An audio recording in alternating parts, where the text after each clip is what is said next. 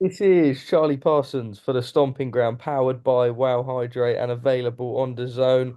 Man, like Gad, we got you to rotate the screen. You got a little margarita there by the looks of it. We got a nice little Ranch water, ranch water. ranch water. That's the drink in Texas, right? Tequila, soda, lime. It's lovely. Very nice. How Ranch are you, water. mate? Very well. Busy week with Mike Tyson and Jake Paul. Watched John Jones last night. Watched Billum Smith. Watched it all. Let's go straight into it. The numbers out of Netflix are monumental. Massive gate, massive live viewing figures. One off for Netflix or more? They'll do the big ones. There's no doubt about it. I think I said to you and I said to others, they'll do 50 million. It's phenomenal what they've done.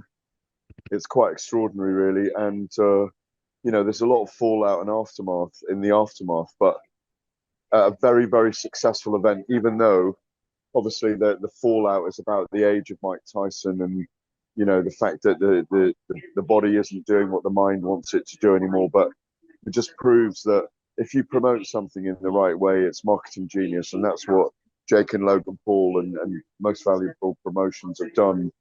Nikita Bedarian, they're very, very clever about what they do. I was out here all week, had time with Mike Tyson, which was amazing.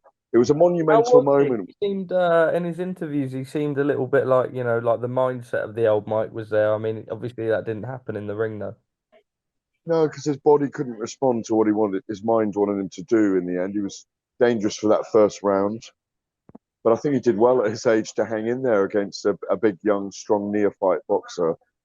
Father time, or maybe grandfather time, Charlie waits for no one.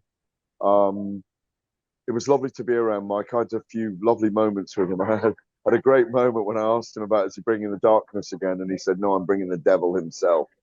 On Tuesday when I sat with him in an intimate setting with just a couple of other journalists. Great to be around Mike. He's a very special human being. And he was the AA plus side in this event. That's why all those people came. I had colleagues from the Telegraph who were here saying they've never taken their phone out to record a walk in. But that walk in, even though he had his knee strapped and the black cape, the trunks, the boots, very special moment. He's a very dignified human being, and he played his part in it. The slap at the way in, the the aura he brought with him. 72,000 people in there. It's an amazing stadium, as you know. They broke all those records, not just those numbers on Netflix, but also $18 million on the gate, 50 million, apart from 65 million people watching the fight on Netflix, 50 million people watching Amanda Serrano and Katie Taylor that was a slobber knocker. It was a shellacking event for both women, and they were amazing. I had Amanda Serrano just pipping it.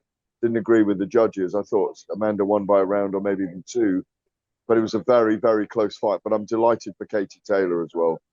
Gareth, it's a bit of an interesting one. I mean, I found myself, obviously we decided not to cover it, but back home and I found myself immersed in it. I found myself watching the documentary. I found myself like Yeah, really looking forward to fight night unfold. But I almost didn't agree with it in a weird way. But commercially, yeah. it was a monster that I felt like I was almost in awe a little bit of what they put together, but at the same time just wasn't sure. I just didn't like Mike fighting. Well, there were elements of feeling morally ambiguous about exploiting 58-year-old Mike Tyson in a certain way, but he got paid very well. I Yeah. didn't like him taking the 78 punches that he took during the fight. Um, I mean, that's sort of but kind of he, why we saw 14-ounce gloves, 2-minute rounds, right? I had a little suspicion yeah, that Jake yeah, wouldn't yeah. actually lay him out. There's a part of you that doesn't want to see it, but there's a part of you that's compelled to want to watch Mike Tyson in action again, and that's what those people came for, to see if Mike Tyson could knock out Jake Paul, who's the ultimate villain, the heel. So it was, as you say, the numbers show how successful it was. The numbers have elevated Jake Paul. I got to speak to both brothers afterwards. Mike wasn't. Mike was in absentia after the in the post-fight press conferences. He didn't want to come. He'd done it. He's played his part. Like you say, sometimes you feel a bit morally ambiguous about it. But I came to be here for Mike Tyson in many ways. And as I said to you when we had lunch a couple of weeks ago, it's huge. And I suppose you might even regret not coming now. Yeah, you know what? In terms of a spectacle, I did, and it wasn't that I just felt like the access maybe with Netflix and the uncertainties and everything. I don't know, but I tell you what, I thoroughly enjoyed watching it unfold from home. Yeah, it was a fantastic event to be involved in. I'm just going to move over there because my food just arrived. The Okay, lighting's what not as we good, order? but Let's get a little. what have I got? I've got brisket and ribs, Okay, we'll get a. brisket and ribs, and a Caesar salads. Are you going to show us, show the viewers what? Yeah, I can. Can't I? Let me try it. See if I can. There's my Caesar salad. There's my laptop. There's my bags and shit. But I just don't want to lose my bag. And the lighting is appalling That's here. fine, Gareth. We will make it very short and sweet from this point. Everyone and their nan calling out Canelo now, which is a little bit Oh, crazy to see. Edgar Berlanga putting out tweets. Obviously, Tony Bellew was there in fight week. Carl it Froch was fun. for It was him. mad. I mean, Yeah, Gareth, it's crazy. I know you talk about it being the Mike Tyson show, but I feel like they almost both helped each other hand in hand. Jake Paul seems to have boxing by the balls. People desperate to fight him. absolutely. But before I talk to you now, let me just show you my brisket and ribs as well. Oh, Ribs, oh, I'll tell you what, brisket. that brisket looks bloody lovely. Fucking No, hell, it looks amazing. The lady here Gareth, is that recommended it. three main courses? No, no, it's a half a ribs, four ribs, half a brisket, and a Caesar salad. I haven't eaten today, brother. It's already 2 in the afternoon. Good on you, mate. I Um, think that looks like Thanks great. for Oliver's over there with Frank from Seconds Out in the corner. Look, Oh, um, it's all going. No, it was you know, to go back to your point just now, it was the boxing's about hype and promotion, and when it works really successfully, the Jake Paul's now elevated himself to a place where it's going to be quite hard to find opponents. People can talk about. By the way, William Hill have got spoke to them this morning. 5-4 is Saul Canelo Alvarez as his next opponent. 12-1 is anyone over 70. Is what it's actually in the odds by the bookmakers.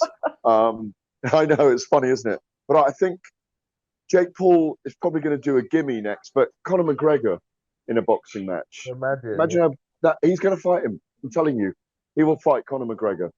Conor McGregor and Jake Paul.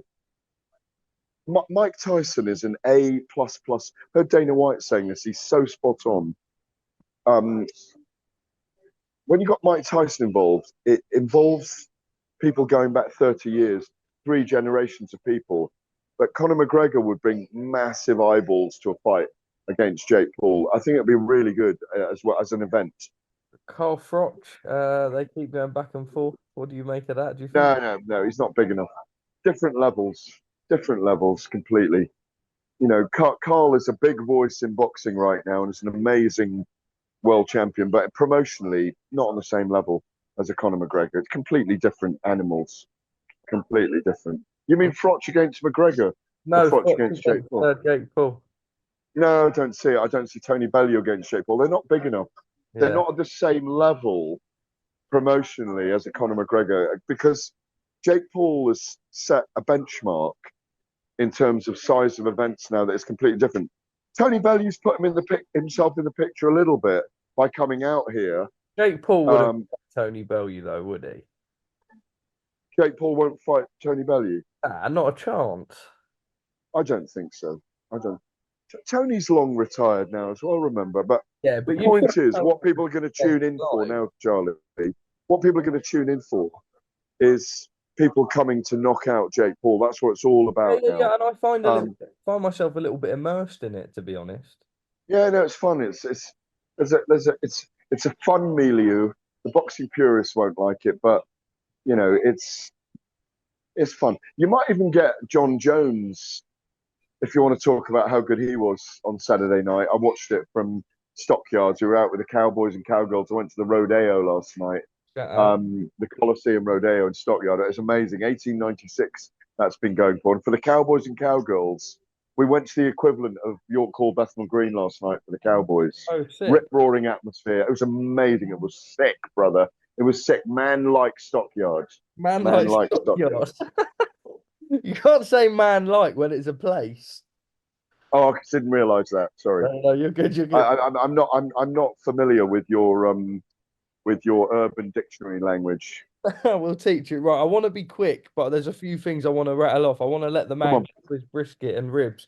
Um, And my chips and my fries that have just come as right, well. but why don't you start eating and talk? No, I don't want to eat while I'm talking. Okay, I'd all rather right. get this done. Taylor Serrano too. There was a bit of controversy with Eddie Hearn. Do you think what did you make of it all? Eddie was great. Um, Again, racked up a load of publicity.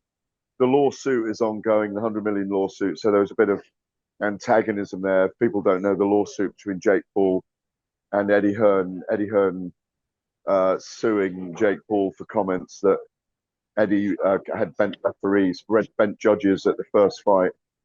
Um, and it is a genuine lawsuit now. So you saw Brian Peters being pretty irate as well about the way I'd they were quite like treated at to the see press that conference. from Brian Peters, I, actually. I like Brian. No, Brian's a fucking legend, mate. Brian is a legend. And he's been with Katie from from the day dot, and it's great to see him around here and throwing his weight around a little bit because Eddie didn't want to do any interviews because of the lawsuit pre-event.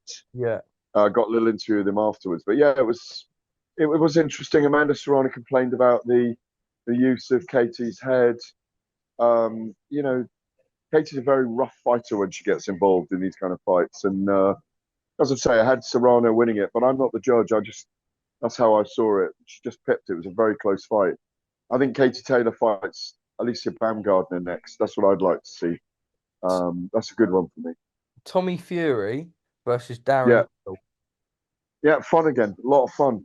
Well done, Calla Sauerland. I've seen that interview with Calla that's out already. Sorry for all the movement. I'm holding my phone doing this, and just salivating at the brisket and ribs I'm about to tuck Right, into. go. Can you give us a review just before you leave us of you've got to try each item of food that's come?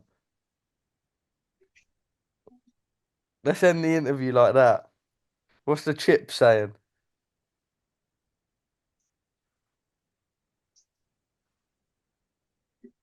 Out of 10, what are we giving the chips out of 10?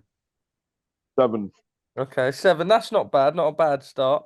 I'm gonna have a tiny bit of brisket now as All well. right, let's.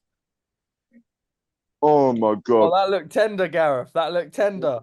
Yeah, Mm, nice bit of that salt is a in 9. that. That's a 9. 9 out of 10 for the Mm, brisket. All right. mm. I would do the ribs, Oh, go but it'll on. get a little bit No, too go on. messy. Go on. I'm Give not letting one, you. one crack. One crack at the ribs. Oh, that's good. That's a 9 out of 10. 9 out of 10. All right, man. That's so delicious. Man like Gad, enjoy your food, bro. Lovely to see you, Charlie. Safe flight. See you in London this week, so I'm sure. Lovely. Yeah. Well, there's a press conference for Paul sorry, not for Paul, for Tommy Fury and Darren Till on Tuesday, and there'll be fireworks. Oh, Yum. Peace out. see you Man Tuesday. like man like Peace out. stomping ground. Peace out. Matt, the guy behind you's looking at you loads, by the way.